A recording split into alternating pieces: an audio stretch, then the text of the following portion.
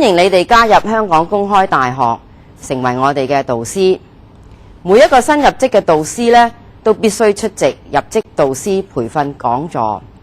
除此之外呢，我哋嘅教學人員，即係我哋嘅學科主任呢，都會負責提供導師培訓，協助你哋指導學生學習。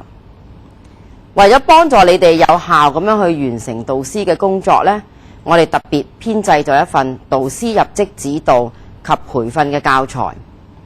喺教材裏面呢，我哋詳細介紹咗導師嘅職責、角色、工作範圍同埋大學嘅教學模式。請你哋一定花啲時間仔細去閱讀呢份教材。除此之外呢，我哋仲提供一隻視像光碟，簡介咗導師嘅工作同埋示範一啲導修嘅技巧。我亦都希望你哋細心咁去觀看。而家香港公開大學嘅導師唔單止學術方面要解決學生嘅困難，亦都可能需要聆聽學生喺工作方面或者家庭方面一啲嘅難題。